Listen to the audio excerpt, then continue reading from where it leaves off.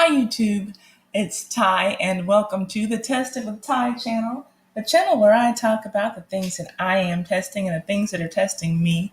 And today there's something testing me, and it is the resistance that this high school principal is getting for having established a dress code for the parents of the school where she is the principal in Houston, Texas. So let me just give you the facts and we'll get on with it.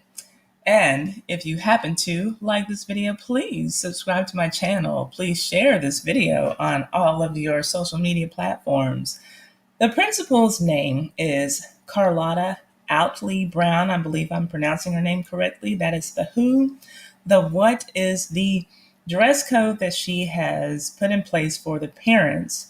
The when is April 9th of this year, and the where is at James Madison High School in Houston, Texas, in a neighborhood called Hiram Clark. I'm from Houston, Texas, and Hiram Clark is the hood, but let's not get it twisted. Like many places in Houston, Hiram Clark has a mix of socioeconomic things going on. So everyone is not just dirt poor who lives around this school. There are some people who might be considered poor. There's some middle class people. So it's a mix. Everyone isn't just starving for money, who would attend this school or who would be living around this school. So this principal had a situation where parents were coming into the school dressed inappropriately. And apparently it got so out of hand that she decided to enforce this dress code for James Madison High School. And here's the letter that she sent home, I guess, with the students for the Madison parents and all guests. She says to prepare our children and let them know daily the appropriate attire they are supposed to wear when entering a building, going somewhere, applying for a job, or visiting someone outside of the home setting. I am going to enforce these guidelines on a daily basis at Madison High School. We are preparing our children for the future and it begins here. Therefore, no one can enter the building or be on the school premises wearing a satin cap or bonnet on their head for any reason in the building. You also cannot wear a shower cap of any kind in the building. Hair rollers will not be permitted in the building. Pajamas of any kind will not be permitted in the building, along with house shoes or any other attire that could possibly be pajamas, underwear, or home setting wear, such as flannel pajamas. Jeans that are torn from your buttocks behind to all the way down, showing lots of skin, will not be permitted in the building or the premises. Leggings that are showing your bottom and where your body is not covered from the front or the back, rear, will not be permitted in the building and on the premises. Very low cut tops or revealing tops that you can see your breasts will not be permitted in the building or on the premises. Sagging pants, shorts, jeans will not be permitted in the building and on the premises. Men wearing undershirts will not be permitted in the building. Short shorts that are up to your behind will not be permitted on the premises and in the building. Daisy Dukes and lowrider shorts will not be permitted on the premises and in the building. Dresses that are up to your behind will not be permitted on the premises or in the building, or any attire that is totally unacceptable for the school setting. Please know that if you break our school rules, policies, or do not follow one of these rules, you will not be permitted inside the school until you return appropriately dressed for the school setting. And she goes on to mention how the parents are partners in their school's education and why these rules are important, and if they have questions that they should ask her. So, but you can read it. It's there for yourself if you want to just pause and read everything that she said. Also, if I happen to have any Spanish speakers who are listening, hola, bienvenidos a mi canal. Here is that letter in Spanish as well. And again, if you want to pause it and see that letter, there it is. So she has a lot of critics. And what I'm hearing is that a lot of what I'm seeing is that a lot of her critics are Black people, and they're calling this dress code racist. Some are calling it classist. I completely disagree with that. Not to say that Black people cannot act racist or at least prejudiced or discriminatory against one another, but I don't think that that's what this is. Um, and there, other critics are saying that this dress code discourages parents from getting involved in their kids' education. I'm thinking, probably not. These these parents are the parents, I think, who would come to the school dressed with any of these violations, maybe with the exception of wearing something on your head. I don't know, but I mean, I just have a feeling like these are the parents who are at school because their kid got in a fight. Like, you're not there because you're the president of the PTA in your Daisy Dukes and your low cut top. And maybe it sounds like I'm judging, and maybe I am, but I don't see it that way. And for the people who are calling this classist, I disagree. I kind of understand where some people are coming from. I'm seeing people's points of view, but I just don't agree. She's not saying that you have to come to school wearing Chanel or Prada or whatever you can only find in Neiman Marcus to wear. Nor is she saying that you need to come to school in your Sunday's best. She's not saying that you need to come to school in a suit or anything like that. She's just saying that you need to come fully covered. You need to come dressed. And so for me, this does not have any air of classism at all. And I think regardless of what your income level is, you can afford to just fully cover yourself. And that could be something as simple as a t-shirt and jeans. And she didn't say that jeans that they couldn't have holes at all. She said that it just couldn't expose too much skin. But I think even with that, even if it's jeans that don't have any holes in them and a pair of sneakers, then you're appropriately dressed. Hopefully a bra on under that t-shirt, if you're a woman. And if you're a man, just jeans like most men tend to wear, just not so that your underwear is showing, and a t-shirt over your undershirt. It's Houston. It's hot. Right about now, it's going to be hot until the end of the school year. So I don't see it as classist. I don't. Her critics are also saying that the dress code is anti-Black.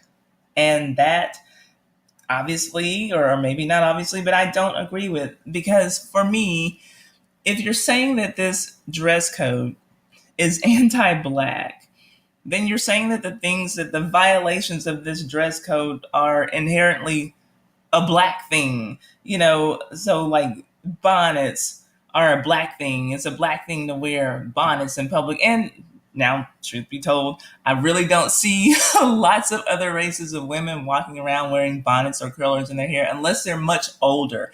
I do see old non-Black women wearing rollers and curlers and bonnets and, caps on their heads in public. But I don't think that this is inherently a Black thing.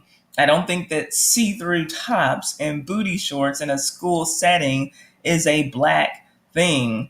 I don't believe that wearing pajamas in public is a Black thing. And so for that reason, I can't agree with people who are calling this policy anti-Black. We needn't look any further than the people of Walmart to find similar violations. I mean, that doesn't look highly appropriate to me, but here's a person, like she said, swimsuits are to be worn at the beach. Here's somebody just checking out in a nice old bikini. I mean, but y'all seen these people at Walmart before, so I don't have to go on and on with that. But yeah, back to the dress code. I think that we're kind of selling ourselves short by calling these things Black things. Wearing shower caps in public, to me is not a Black thing, nor is it appropriate school attire unless you're going to the school to use the school's showers. I'm completely here for Black women when we say we're tired of people policing our fashion choices. And y'all know I did a video about Peter from the Real Housewives of Atlanta when he was talking about how he hates seeing Black women wearing blonde weave in their hair. And even though I'm not a big fan of that, I still don't think that it's his place to say. And I am also tired of people telling Black women, well, you're too dark to wear this shade of lipstick, or y'all shouldn't be wearing your hair like that. Whatever, I get it, but to me, this dress code, this is not that. Um, and we talked about this in my live stream on my channel. I do a live stream called Sunday Fun Day, and we touched on this subject, and I was so thankful, so proud that the Black women in my live stream, for the most part, everybody said that they were here for this dress code. A few people had issues with some of the head covering things, but they were here for it.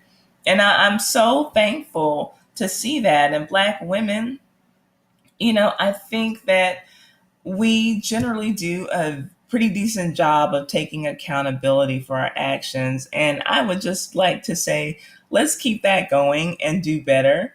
To me, this woman, she's like a real life Joe Clark.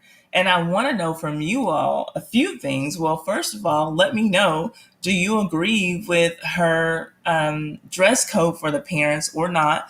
Do you agree with me that it's a good thing that she put it in place? Or are you one of those people who believe that this is classist or racist or discriminatory in some way? Do you feel like she's way out of line? Also, though, do you think that she would be getting this kind of resistance if she were a man? That's something that I've kind of wondered. But for me, I kind of feel like they ought to be making a video about her. She reminded me of Morgan Freeman in Lean on Me. Who remembers this good old scene? You smoke crack, don't you? You smoke crack, don't you? Look at me, boy. Don't you smoke crack? Yes, sir. You know what that does to you? Huh? No, sir. It kills your brain cells, son. It kills your brain cells. Now, when you destroy your brain cells, you're doing the same thing as killing yourself. You're just going to slow up. Now, I say if you want to kill yourself, don't fuck around with it. Go on and do it expeditiously. Now, go on and jump. Jump. Okay, so that's that. But, I think that she's along those lines. And I'm not just saying that because of this dress code policy. This woman has won all kinds of awards throughout her professional career for going to schools that are in trouble and turning them around the way that Joe Clark did, the real Joe Clark. Obviously, Morgan Freeman is not Joe Clark or God or any of the other people that he plays. But anyway, I just refuse to believe that there's just this whole bunch of Black women out there fighting for their rights to wear bedclothes to school. But that's what it seems like when you look online. And it's not just women, it's men joining into, saying that this woman is racist, she's classist, she's out of line, she's overstepping, whatever. But to me, what is sad is that there was ever a need to put this dress code in place to begin with.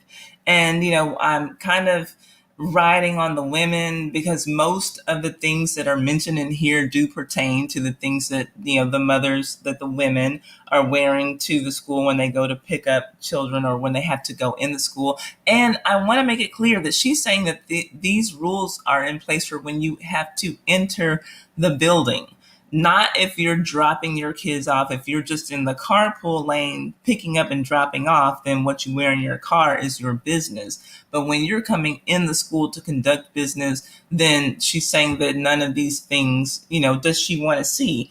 And I don't have a problem with that. And so, like I said, I'm riding the women a little bit hard because, again, most of these items on this list do pertain to things that women wear, but men, you are not excluded, and it's funny how I notice when I'm talking things that women need to be held accountable for, and specifically black women, then I'll have the black men riding hard for me, like, yeah, get them, girl, you say, whatever. But when it's time for me to talk about the things that the black men need to do, or when I talk about something that a black man did wrong, then, well, what about the white men? So let's not do that, and let's not overlook the fact that men, y'all are included in this too. But I'm guessing, single motherhood is a thing, so they're probably seeing more mothers than fathers coming anyway. And men, that could be an issue that y'all might want to tighten up on. But anyway, the whole no sagging pants, no tank tops, that was pretty much all that she had for the men. But again, ladies, it's a lot. And I know it kind of always feels like people are coming down on women, and specifically black women. And I know this area, like I said, I'm from Houston, so this is a mostly black neighborhood. It's a mostly black school. And so she's talking to mostly black women, which is why, to me, another reason that I don't see it as being racist or misogynistic, which was another thing that she was accused of being in implementing this dress code policy. But again, you kind of know how I feel about it. Let me know how you feel about it. I saw some things on Twitter. Tariq Nasheed, someone who I really never agree with, but he's saying this is what happens when black people co-sign these racially targeted dress codes at schools, which he puts dress codes in quotation marks. They use your justifications to ultimately harm and humiliate black children.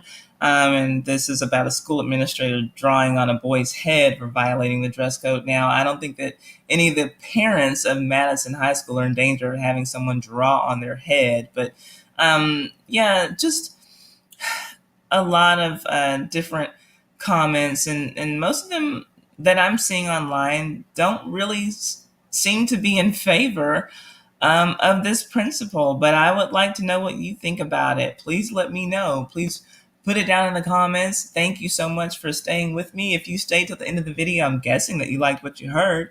So if you're not already a subscriber, please subscribe to the Test of a Tie channel and come back. I'll be doing something every day for the month of May. I'm just getting myself in the mode of using this software. So please stick with me. The editing will be better, and I'm going to be doing a little bit more. But once again, we have the story of Principal Carlotta Outley Brown and her dress code for the parents of James Madison High School. Let me know what you think about it, and let's get a conversation going in the comment section. Thank you, and I'll see you on the video. Please like, comment, share, subscribe. Bye-bye.